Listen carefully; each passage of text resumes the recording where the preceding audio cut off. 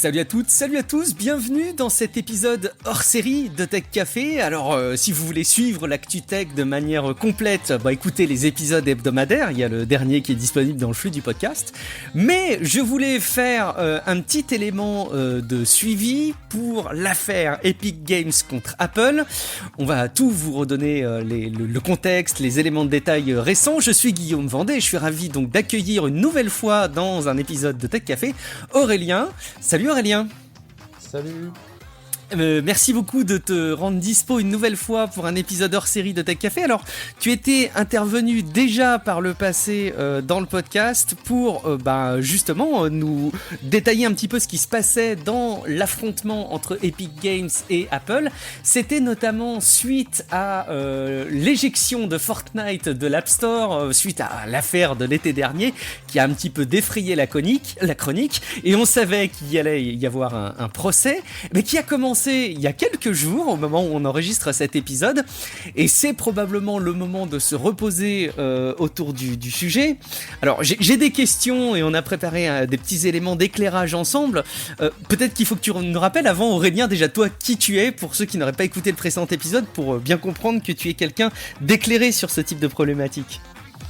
Eh bien, écoute, je suis avocat dans un cabinet qui s'appelle Aramis à Paris et je suis spécialisé en droit de la concurrence, qui est la matière qui est concernée principalement par ce dossier. Puis par ailleurs, je suis un peu geek sur les bords, donc d'où l'intérêt pour la question.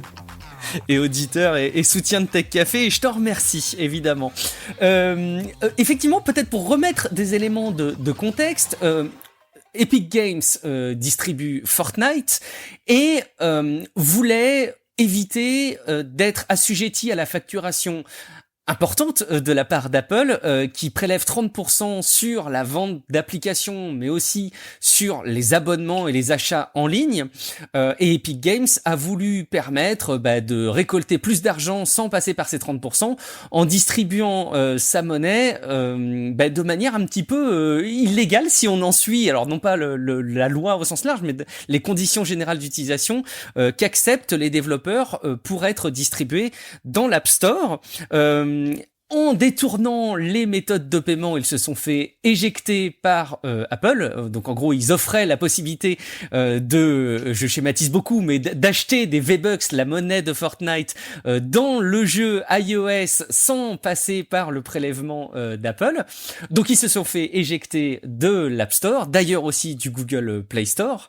Et derrière, Epic Games a annoncé vouloir poursuivre. Oula, il y a un truc qui est tombé, excusez-moi.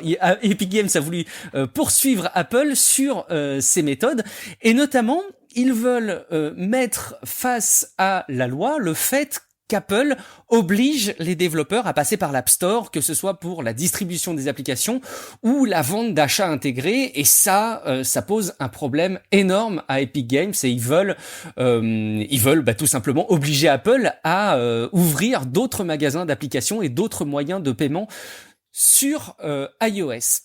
C'est évidemment un sujet qui a rebondi et qui a englobé plein d'autres acteurs. Il y a d'ailleurs une coalition de pas mal d'entreprises qui distribuent des applications et des abonnements, parmi lesquels il y a évidemment Spotify, qui se lève face à Apple.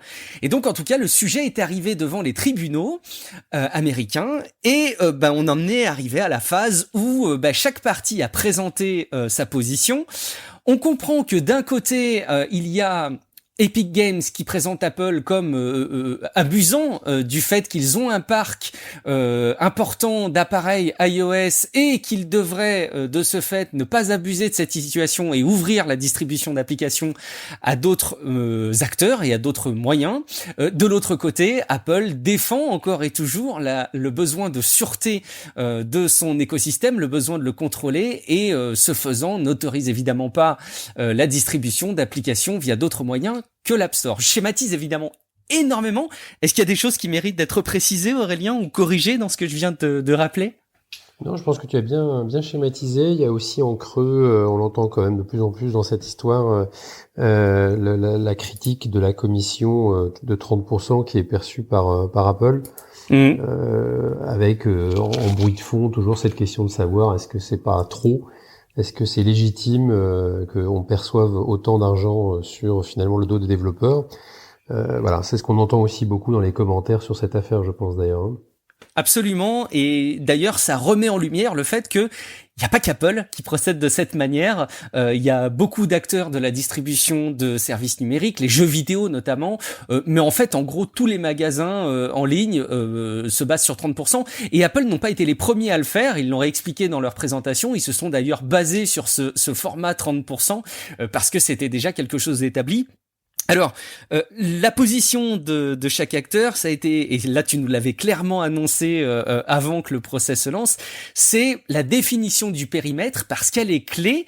Est-ce que Apple, au travers des appareils iOS, est un distributeur du monde du jeu vidéo? Est-ce qu'Epic Games, au travers de Fortnite, distribue un jeu vidéo ou un service lié à beaucoup d'expériences?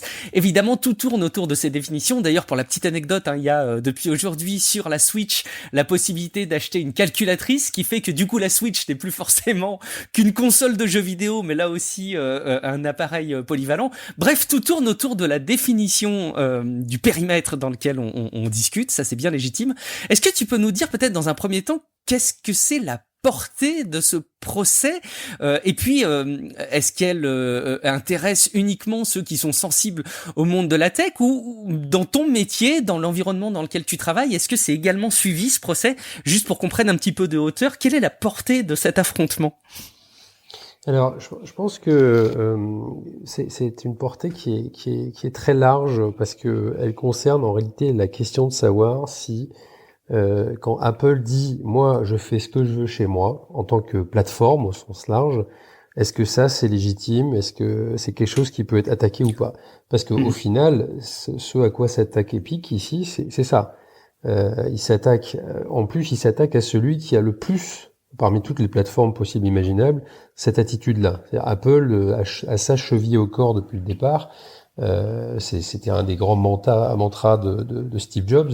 Je crois que tu avais parlé tout à l'heure de écosystème. Bah, c'est exactement ça. L'idée fondamentale, c'est on crée un écosystème et ensuite on fait tout pour que les gens restent dans l'écosystème. Et dans l'écosystème, quand on est maître de l'écosystème, on fait ce qu'on veut dedans. Et on voit bien que ça dépasse, on va dire, ce raisonnement-là, il dépasse largement la problématique Apple ou Epic. Aujourd'hui, on peut même étendre ça à des problématiques quasi politiques, puisque là, il y a eu l'affaire Facebook. On va dire le tribunal interne Facebook a décidé de continuer le ban sur Donald Trump, par exemple. Oui. Toutes ces questions-là, ce sont des questions fondamentales qui concernent aujourd'hui toutes ces plateformes qui ont un pouvoir énorme par le fait de donner accès ou de refuser de donner accès à leur plateforme, à tel ou tel opérateur, que ça soit une entreprise ou pas une entreprise. Et donc cette question-là, c'est pour ça que cette question-là est fondamentale. Alors après, est-ce qu'elle sera résolue par cette procédure, cette question? C'est pas sûr. D'une part parce que déjà, on n'est pas du tout sûr que Epic va réussir à gagner cette procédure, et d'autre part, là, on est uniquement dans un pan antitrust, c'est-à-dire ça ne concerne que les affaires de business. Ça ne peut pas concerner les problématiques de liberté d'expression ou autre. Mais quand même, on va dire que même si là on le prend juste sous l'angle business, c'est-à-dire est-ce que sur le plan d'un business, on peut fermer l'accès, on peut fermer la porte à certains comportements juste parce qu'on est maître à bord, alors même que la plateforme est potentiellement très importante pour le marché. On sent bien que si par exemple cette procédure-là n'arrivait pas à régler le problème et que des législateurs par exemple s'emparaient du sujet, s'ils le règlent pour cette question-là, ils peuvent aussi le régler, et ils devront aussi d'ailleurs le régler pour les autres questions qui sont plus politiques, on va dire, qui concernent plus la liberté d'expression ou autre. Donc pour moi, la portée de cette affaire-là est large parce qu'elle s'inscrit dans ce questionnement plus général, on va dire. Dans le monde dans lequel on vit, avec ces plateformes qui sont omniprésentes et qui sont ultra importantes. Et je pensais même, quelqu'un me parlait l'autre jour de plateformes de réservation comme Airbnb, par exemple. Vous avez un appartement à louer, d'un claquement de doigts, Airbnb peut faire votre vie ou votre mort. En fonction de où vous êtes, vous apparaissez dans les rankings. C'est pareil pour les moteurs de recherche, c'est pareil pour d'innombrables plateformes. Vous êtes mis en avant ou pas mis en avant au bon gré de la plateforme, ce qui donne à la plateforme une importance absolument cruciale. Booking aussi, probablement pour la réservation d'hôtel. On pourrait passer une heure à faire des listes, finalement, et on se rendra compte rapidement qu'aujourd'hui, notre vie entière commence à être infectée par ces problématiques-là. Et donc, du coup, la question, c'est, celui qui possède la plateforme, est-ce qu'il peut faire n'importe quoi avec? Est-ce qu'il peut décider de toutes les règles? Est-ce qu'il peut exclure des gens? Combien d'argent il peut prendre? Voilà. Et là, on se retrouve au cœur de cette problématique-là par un angle particulier qui est celui du jeu vidéo. Mais en réalité, ça peut être beaucoup d'autres choses. Ouais, on pourrait parler aussi d'Amazon pour parler des grands avec la distribution et la vente de produits. Bon, on comprend que la portée, elle est du coup super large et ça rend le sujet très intéressant. Mais évidemment, comme on est entre technophiles, on se dit c'est peut-être parce que c'est notre passion des jeux vidéo, de la tech qui fait que ça nous intéresse. Mais non, donc on comprend que la portée est assez large. Ce qui est intéressant aussi dans le cadre de ce procès, c'est tous les effets de bord, les dommages collatéraux et les acteurs qui sont cités dans le cadre de ce procès pour essayer de positionner un petit peu les curseurs au plus juste. Et parmi ces dommages collatéraux et en tout cas ces entreprises qui sont citées, il y a les jeux vidéo, enfin il y a les entreprises qui vendent les consoles de jeux vidéo, donc évidemment Microsoft pour Xbox, Sony pour PlayStation. Et il y a un élément qui a été établi dans le cadre de ce procès définitivement qu'on savait, c'était un secret de polichinelle, hein, il était su, mais il a été affirmé et souligné. C'est celui de la vente à perte. On sait maintenant de manière assez affirmé que quand on achète une Xbox, une PlayStation, elle est vendue à perte. Moi, j'avais de manière très innocente en tête le fait que c'était interdit la vente à perte dans le commerce. Alors, il semblerait que ce soit pas forcément le cas alors, Aurélien. En fait, oui et non. Déjà, d'une part, il y a des législations nationales sur la revente à perte qui sont pas du tout pareilles dans chaque pays. En France, par exemple, il y a une notion de revente à perte. On n'a pas le droit de revendre à perte quelque chose qu'on a acheté. Donc, on compare la facture d'achat, on compare la facture de vente, par exemple, lorsqu'on est une entreprise. Donc, ça existe en France. Ça n'existe pas forcément dans d'autres pays. Okay. Après, il y a une notion plus générale en droit de la concurrence qui est qu'une entreprise dominante, lorsqu'elle est dominante sur un marché donné, elle est un peu comme un éléphant dans un magasin de porcelaine. Il y a des choses qu'elle n'a pas le droit de faire, que normalement elle pourrait faire, mais là elle n'a pas le droit parce qu'elle est dominante et que tout ce qu'elle fait peut avoir un impact sur le marché qui est vraiment fondamental et considérable. Donc, par exemple, on peut lui interdire de vendre à perte parce que, comme elle est dominante et qu'elle est très forte, les autres n'arriveront jamais à la suivre, jamais. Okay. Après, si je transpose ça par exemple, Epic, dans le cadre de cette procédure, on a découvert qu'Epic achetait finalement à différents prix des jeux vidéo les jeux pour les avoir, vidéo. les exclusivités. Ça a été très croustillant, on a beaucoup commenté, on a trouvé ça amusant de voir enfin combien ils payaient. Mais ce qu'ils font aussi, très clairement, c'est qu'ils essayent d'acheter de la part de marché depuis des années à coût de jeux gratuits. Donc quelque part, c'est de la revente à perte, potentiellement aussi, puisque c'est même pire que ça, c'est gratuit. Mais ça, c'est autorisé, parce qu'ils sont pas dominants, on va dire, sur les plateformes de distribution de jeux vidéo. Alors que par exemple, Steam, avec sa part de marché en tant que plateforme pour vendre des jeux vidéo, on peut se demander s'ils pourraient faire la même chose. Moi, j'en suis pas sûr en droit de la concurrence. Parce que ils sont dominants potentiellement et donc faire des choses gratuites, faire des remises trop fortes, des choses comme ça peut empêcher vraiment toute concurrence de se développer. Bon, ça c'est vraiment un enseignement qu'il faudra qu'on garde à l'esprit. C'est tout le monde n'a pas forcément les mêmes droits entre guillemets, et en tout cas la position que tu as si tu es dominant, t'amène à avoir certaines peut-être contraintes supplémentaires. J'aime bien ton image de l'éléphant dans un magasin de porcelaine. Effectivement, il faut marcher sur des œufs. Alors on a responsabilité même. Enfin dans les décisions de justice sur cette question. On dit l'entreprise dominante a des responsabilités que les autres n'ont pas. Très bien. Bon, c'est super clair. Alors après, tout l'enjeu est de savoir si jamais elles reconnaissent cette responsabilité ou pas. On le voit dans le cadre de ce procès d'ailleurs.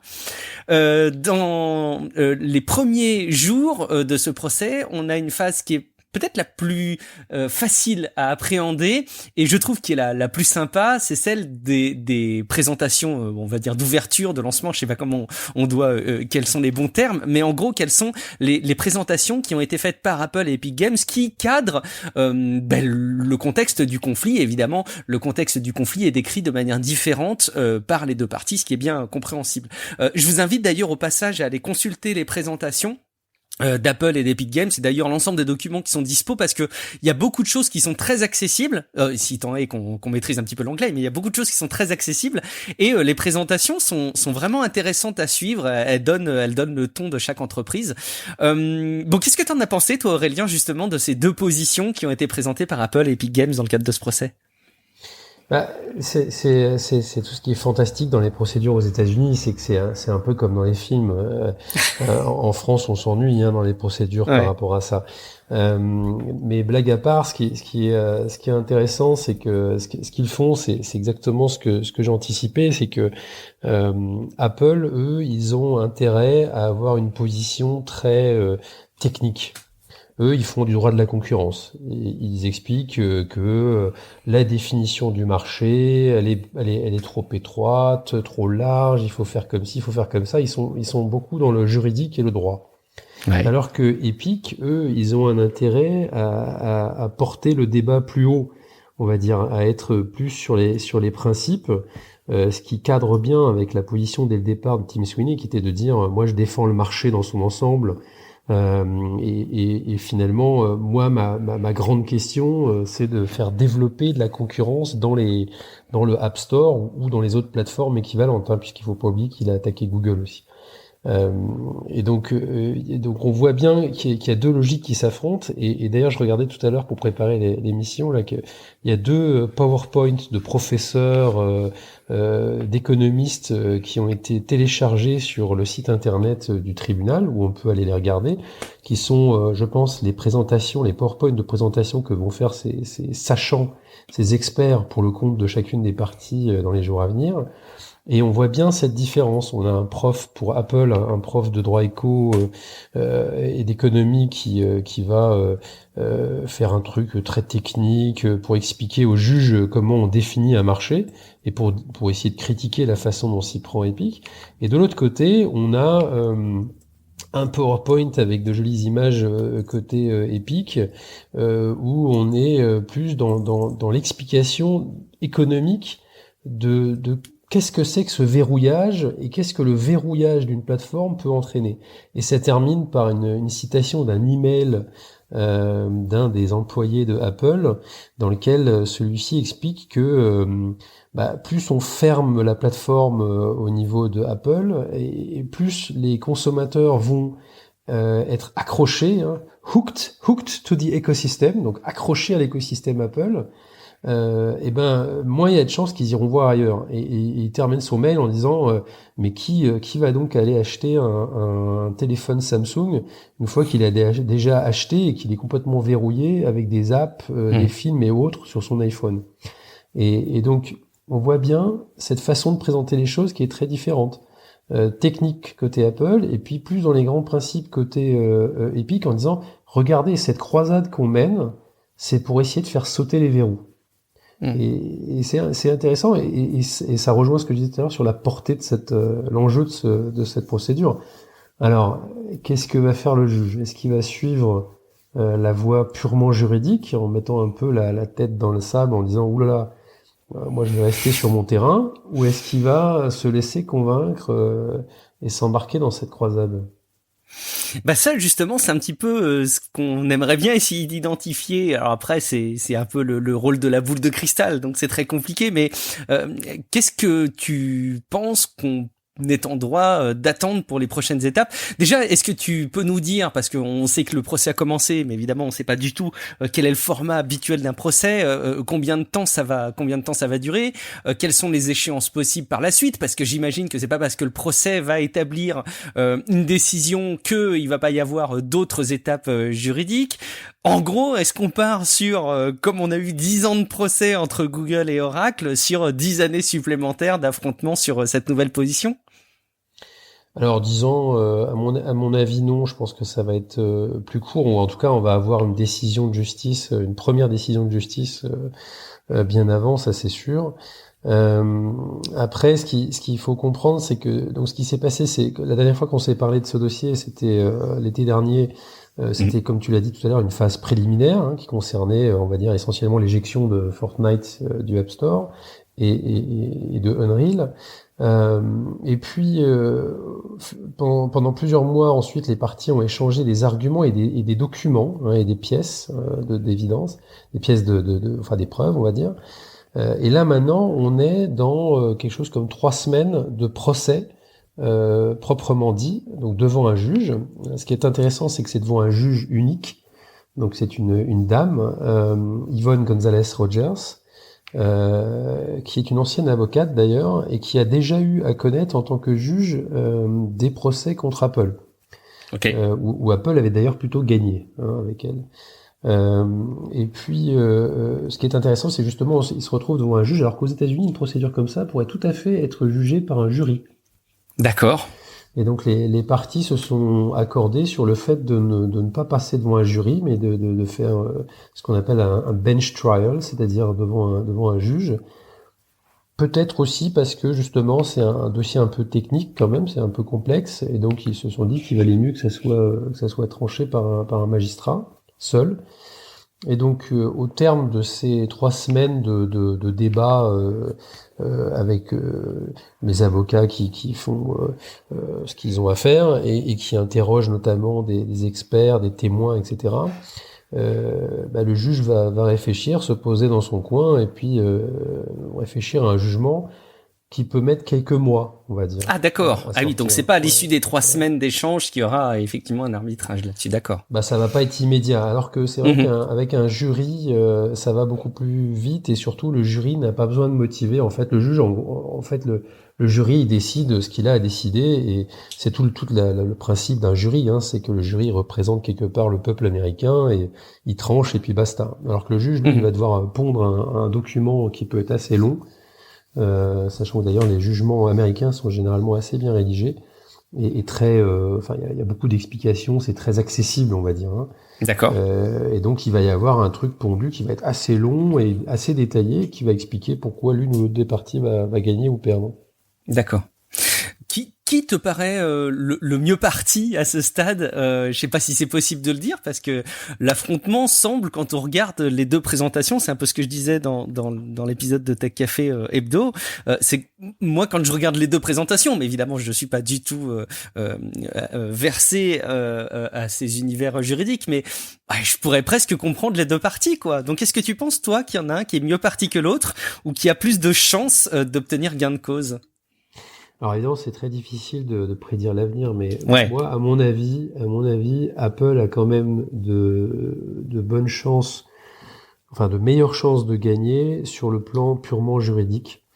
D'accord. Parce que je crois que c'est ce que j'expliquais lors de notre dernier entretien, c'est que Mhm. euh, pour gagner ce genre de procédure, il faudrait que Epic démontre que Apple est complètement incontournable. Et Ouais. que, en gros, si je peux pas mettre mon jeu, si je peux pas mettre Fortnite avec mon Epic Store ou je ne sais quoi sur Apple, bah, je suis mort. Ouais. Et ça, c'est quand même bien compliqué. À mon De avis, ça va être facto, compliqué. c'est pas vraiment le cas en fait. Bah voilà, alors ils ont beau Mm. expliquer, ils ont donné des chiffres de part de marché, etc. Et montrer que l'iPhone, c'est quelque chose de très important. Mhm. D'ailleurs, enfin, je pense que la plupart des développeurs de jeux, surtout sur mobile, diront la clientèle qui joue sur iPhone, c'est la meilleure des clientèles, c'est la plus rentable. Ouais. C'est assez connu que quand on veut que ça fonctionne, un jeu fonctionne sur mobile, faut vraiment aller choper les clients Apple. Mm. Donc c'est probablement très important d'être sur l'App Store. Mais est-ce que on peut pas survivre sans? Pas évident qu'on puisse démontrer ça. Donc sur le plan purement juridique, moi je donnerais quand même un avantage probable à Apple. Après, le succès de ce genre de procédure, à mon avis, s'apprécie plus largement. Je pense que un type comme Tim Sweeney, qui est loin d'être bête, il compte sans doute gagner son procès, mais il n'y a pas que ça. Il y a aussi une croisade plus large derrière, Une procédure comme ça s'inscrit dans une logique de lobbying aussi. Peut-être pour des changements de réglementation, peut-être pour une évolution de mentalité. J'ai cru comprendre qu'Apple avait déjà décidé de baisser sa commission pour des jeux qui ne dépassent pas un certain seuil de chiffre d'affaires, si j'ai bien compris. Oui, pour les petits développeurs, hein, ils font une réduction, effectivement. Ouais. Ce qui est déjà une forme de victoire. Moi, je trouve que, quand on lance une procédure comme ça, qu'on obtient déjà un certain nombre de choses de ce type, c'est déjà une forme de victoire, en tout cas pour le marché, et on va dire pour cette croisade au sens plus général, entre guillemets. Après, on peut être pour ou contre sur le fond ce sujet-là, mais je pense que ce sont des choses qui, en tout cas, le débat est sur la table, ça fait avancer les choses, ça fait réfléchir les gens. Peut-être que ça donnera lieu à des réglementations ou des prises de position. Et donc, en ce sens-là, il y a déjà quand même une forme, peut-être pas de victoire, mais enfin, je pense que ça peut aussi permettre de faire marquer des points à Epic, on va dire. Si c'est bien ça qu'ils ont en tête. Oui, et puis on imagine aussi que c'est un moyen d'attirer l'attention des régulateurs qui sont forcément en ce moment très mobilisés sur l'univers de la tech et qui a probablement envie de s'activer. Je pense même évidemment à des procédures dans d'autres environnements, notamment en Europe. Hein, on voit qu'il y a eu déjà des initiatives lancées là en Europe vis-à-vis d'Apple. Donc j'imagine que tout ça va aussi résonner. Apple, Amazon, Google, enfin comme on disait tout à l'heure, hein, toutes les plateformes. Donc en réalité, ce truc-là, ça vient ajouter une petite brique à ce mur, on va dire. Hein. Ça contribue. Bon, c'est hyper intéressant à suivre du coup. Est-ce que tu penses qu'on a fait le tour des éclairages qu'on peut faire à ce stade? Est-ce que il y a d'autres précisions que tu voulais nous apporter? Des choses, encore une fois, qui mériteraient d'être plus soulignées ou au contraire, tu penses qu'on a fait le tour? Écoute, je pense qu'on a fait un peu le tour, puis on va pas raser tes auditeurs avec des histoires juridiques. Non, je pense que voilà, il faut continuer à suivre ce procès. Et puis, écoute, je pense que quand il y aura un jugement rendu, on pourra sûrement en dire des choses. Peut-être qu'il pourrait y avoir des avancées aussi dans d'autres pays, puisqu'il a décidé d'attaquer aussi ailleurs, notamment devant la Commission européenne. Sachant qu'au niveau européen, généralement, les problématiques d'accès, c'est-à-dire le fait de forcer des accès à des plateformes, il peut y avoir une oreille un peu plus favorable potentiellement qu'aux États-Unis. En revanche, c'est plus long et c'est beaucoup moins transparent et ouvert que les procédures judiciaires aux États-Unis. On va pas trouver sur un site internet les présentations de Tim Sweeney qui parlent ou des présentations. Donc ça va plus se passer dans les coulisses. Oui, donc on sent bien que c'est, comme tu le dis tout à l'heure, une croisade, et évidemment, un des champs de bataille, c'est l'environnement juridique américain, mais évidemment, c'est une bataille qui va être menée sur plusieurs terrains. Merci. Peut-être juste quand même pour ajouter là-dessus, et on devrait quand même tous se sentir concernés, je pense. Parce que ça nous concerne tous, et j'entendais un podcast, je crois que c'était le Rendez-vous Jeu, j'écoutais l'autre jour, qui parlait de cette procédure. Et je pense qu'il faut faire attention. Derrière, il y a quand même la rémunération des développeurs aussi. Et donc, pour tous les gamers, la rémunération des développeurs, c'est un souci. Parce que si il n'y a pas d'argent qui rentre dans le système et qui permet de faire des nouveaux jeux, ce sont aussi finalement les consommateurs qui sont perdants dans cette histoire-là. Donc cette question des licences, des plateformes, des accès et des rémunérations, au final, c'est une question qui devrait tous nous intéresser. Et c'est pas qu'une histoire de gros sous pour ou contre Epic. Cette croisade-là, elle dépasse Epic. Hein, elle nous concerne tous, moi je pense. Oui, c'est aussi un combat pour la créativité, la possibilité de faire émerger des propositions de valeur au plus grand nombre. D'ailleurs, si je me rappelle bien l'épisode qu'on avait déjà enregistré ensemble, c'était à ça que servait d'ailleurs le contexte légal, c'était de permettre à différents acteurs d'émerger et certainement pas de laisser les clés de tout un marché à un ou un nombre réduit d'acteurs, forcément, bien sûr. Ouais. Exactement. Écoute, on va continuer à le suivre en tout cas. Ça nous fait du grain à moudre pour des podcasts d'ActuTech, donc c'est du pain béni pour nous. Merci beaucoup.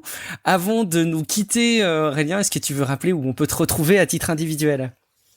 Mais je t'en prie, écoute, je suis pas trop actif sur Twitter et les réseaux sociaux, mais on me trouve assez facilement en tapant mon nom sur Google, hein, Aurélien Condomine, et du cabinet Aramis. Merci beaucoup Aurélien, je suis Guillaume Vendée, vous me retrouvez comme chaque semaine dans un épisode de Tech Café, et d'ailleurs si vous n'avez pas encore écouté l'épisode de cette semaine, évidemment je vous invite à vous y plonger. On a parlé notamment d'Elon Musk et des frasques du week-end dernier qui sont pas neutres dans le monde d'ailleurs de la crypto-monnaie. Et dernier point d'actualité d'ailleurs, ça y est, Elon Musk arrête de commercialiser ses Tesla avec les bitcoins. Tant pis pour vous si vous aviez mis de côté des sous sur votre portefeuille électronique. Merci beaucoup de votre fidélité pour l'écouter Tech Café. Je vous dis rendez-vous très prochainement dans un prochain épisode. Ciao à toutes et à tous.